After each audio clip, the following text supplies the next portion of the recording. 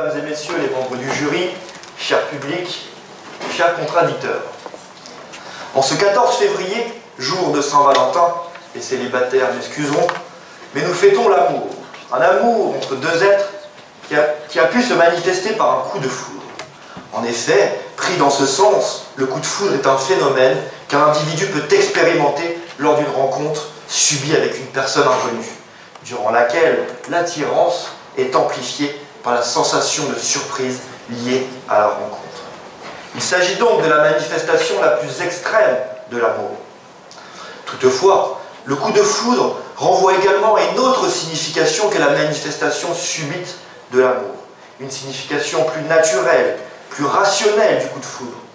Soyez rassurés, je vais me contenter d'une définition basique de la foudre, une définition non scientifique. Effectivement, j'ai bien conscience que nous, les juristes, ne sommes pas très à l'aise avec les sciences dures. La foudre est donc définie comme étant un phénomène naturel de décharge électrique, se produisant par temps d'orage, entre deux nuages ou entre un nuage et le sol, avec un éclair et une détonation.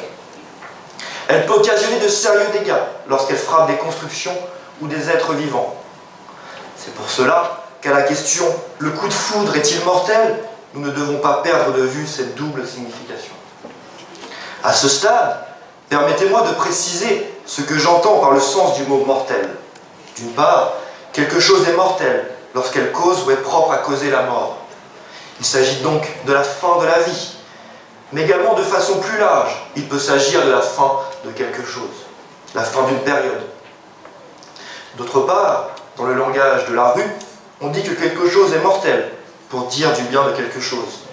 Par exemple, quand on dit « tes nouvelles chaussures sont mortelles », cela veut dire qu'on y pense du bien. Blague à part, c'est principalement sur la première signification que je m'appuierai pour répondre à la problématique. Et j'en suis navré, cher contradicteur, mais à la question « le coup de foudre est-il mortel ?», je ne peux y répondre que par la positive. Et ceci vaut pour les deux significations du coup de foudre que j'ai exposées plus tôt. Dans une première partie, sachez que je vais m'attarder sur le phénomène naturel qu'est le coup de foudre, pour dans une seconde partie vous démontrer que le coup de foudre amoureux est lui aussi mortel, à sa façon. Premièrement donc, bien que la foudre fasse peur, elle peut occasionner de sérieux dégâts, à la fois pour les constructions, mais surtout chez les êtres vivants. En effet, elle touche nous les humains, mais également les animaux. Ces derniers sont les plus touchés par la foudre, puisque 30 000 bêtes sont foudroyées chaque année en France. On est bien loin de l'amour et dans le pré, cher à Karine Le Marchand. Effectivement, puisqu'il s'agit d'une décharge électrique intense, elle peut tuer et provoquer des dommages considérables. La mort est alors immédiate, due à des lésions graves et irréversibles. Eh bien oui, avec l'histoire pour témoin, les dégâts de l'électricité sur le corps humain ne sont plus à prouver. Des condamnés à mort américains, à Claude François, ils ont tous été victimes d'électrocution. En effet, chez nous les hommes, avec un grand H bien sûr, les exemples ne manquent pas. Chaque année, rien qu'en France, des centaines de personnes sont frappées par la foudre. Et parmi elles, environ 10 à 20 perdent la vie. Je voulais attirer votre attention sur un épisode douloureux qui s'est déroulé en France. Souvenez-vous, nous sommes le mardi 21 août 2000. Il est 14 h. Mathieu, 24 ans, jeune cadre dynamique, assis sur un banc du jardin des Tuileries, déguste son jambon beurre. Guère meilleur que le panier study de la cafétéria. Tout à coup, le ciel s'obscurcit et la pluie menace la capitale. Les promeneurs sont pris de court, des éclairs strient le ciel. Installé à l'est du parc, un vendeur de gaufres va assister à un phénomène effrayant. La foudre vient ricocher sur les grilles du jardin et foudroie Mathieu de plein fouet. Le corps inanimé de cet homme aura toutes les attentions des sapeurs-pompiers et des médecins du SAMU. Toutefois, malgré leurs efforts, ils ne réussiront pas à le ramener à la vie. Bien loin de moi l'idée de vouloir vous choquer, ni de vouloir m'attirer les foudres des âmes sensibles. Toutefois, les faits sont les faits, et nous devons nous en tenir ainsi. Le coup de foudre est mortel.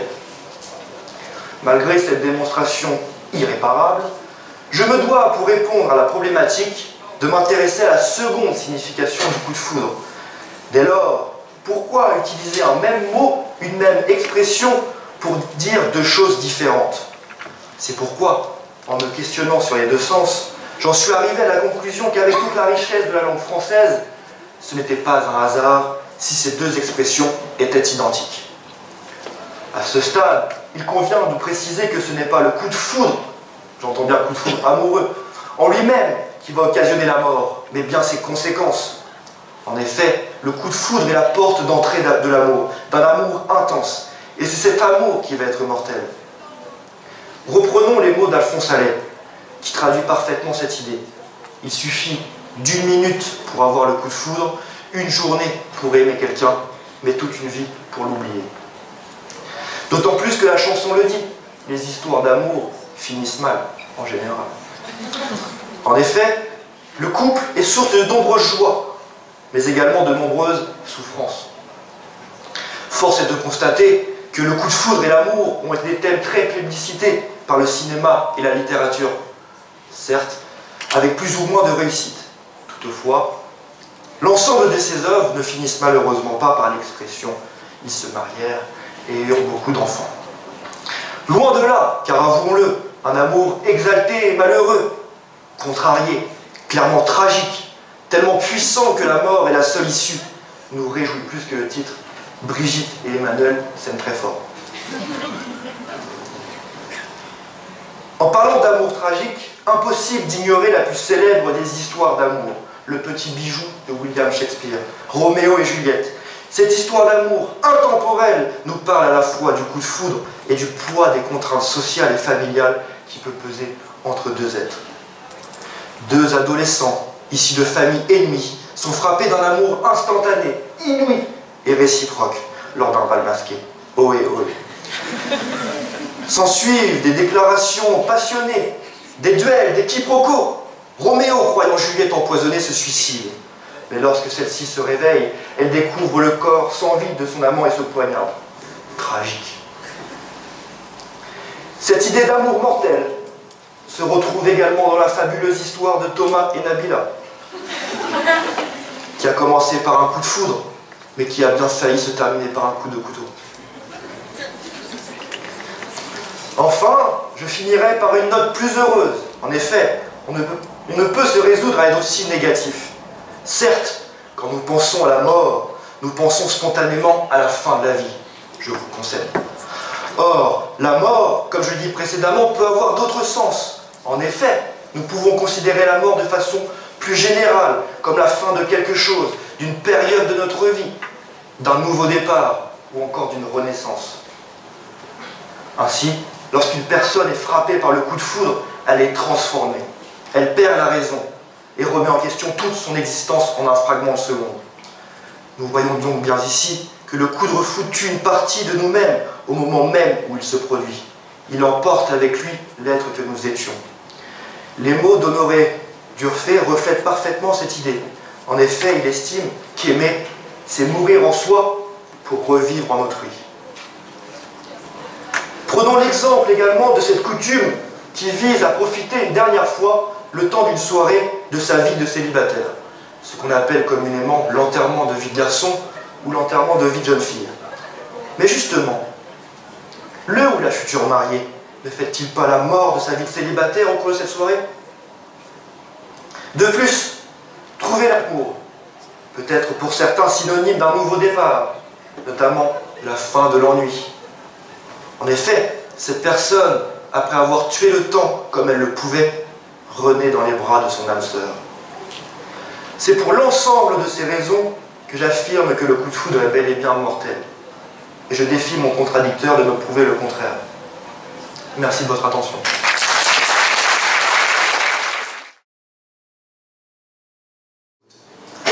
Merci. Cher président, cher jury, chers contradicteurs, cher public, connaissez-vous la probabilité pour un être humain d'être touché par la foudre? Elle est infime. Sachez que la plupart des éclairs sont inter- et intranuageux. Donc la foudre malgré la peur qu'elle inspire, reste le plus souvent dans le ciel. Seulement 20% des éclairs frappent le sol. De plus, l'homme, grâce à Benjamin Franklin, sait dompter la foudre qui se dirige sur la Terre en la dérivant grâce à des paratonnerres qui nous protègent. Lorsqu'ils prennent en compte ces paramètres et les mettent en relation avec la surface de la Terre, son nombre d'habitants, ses reliefs, entre autres, les scientifiques sont en mesure d'affirmer que nous n'avons qu'une chance sur 1 million d'être touchés par la foudre. À titre de comparaison, il est bien plus probable qu'un astéroïde nous tombe sur la tête que de subir un coup de foudre. Dans l'éventualité où quelqu'un parmi vous se saurait tellement malchanceux qu'il pense que ça peut lui arriver, je vais le rassurer. Même si la foudre vous touche, elle ne vous tuera pas. Le plus souvent, lorsqu'elle arrive sur un être vivant, c'est de manière indirecte, en frappant d'abord un objet, puis en rebondissant sur la personne. Même lorsqu'elle frappe directement, elle glisse à la surface du corps par ce qu'on appelle un arc de contournement, en étant conduite par les gouttes d'eau qui ruissellent sur nous lors de l'orage.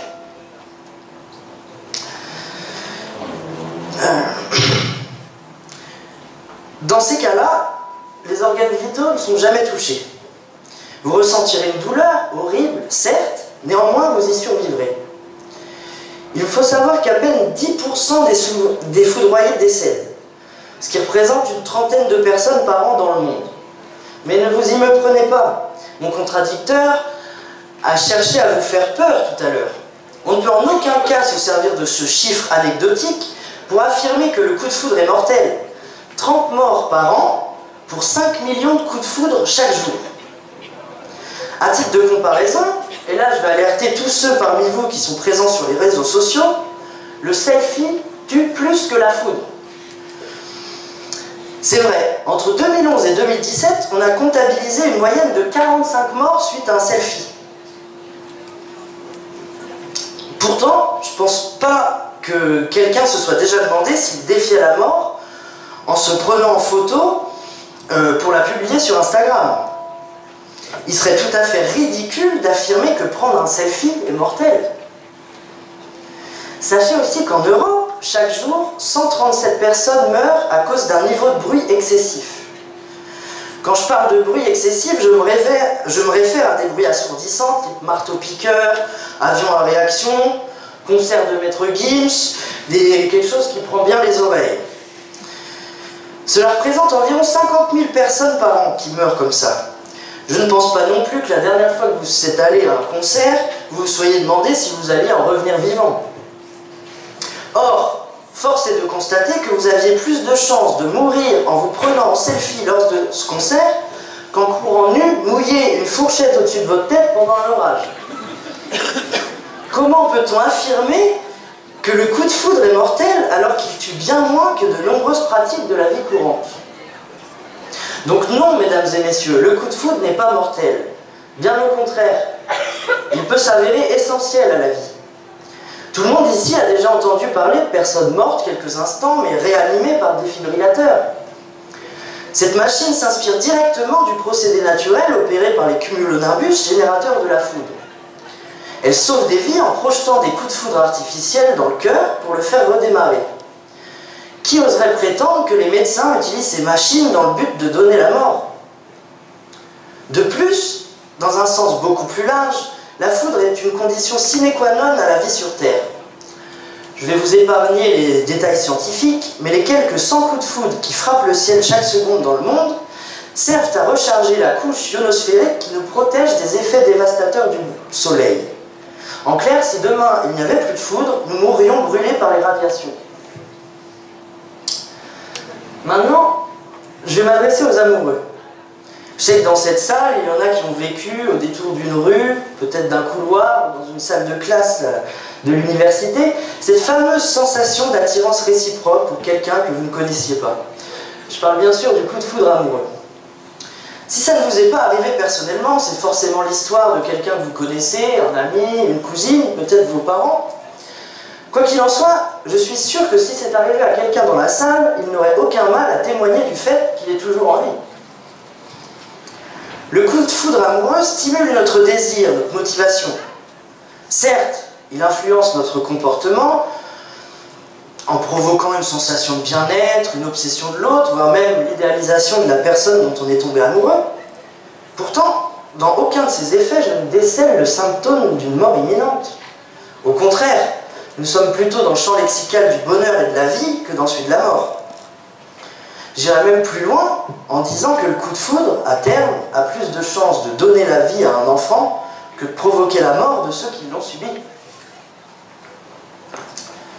Enfin, souvent, un coup de foudre, loin de tuer, indique à des gens la voie à suivre.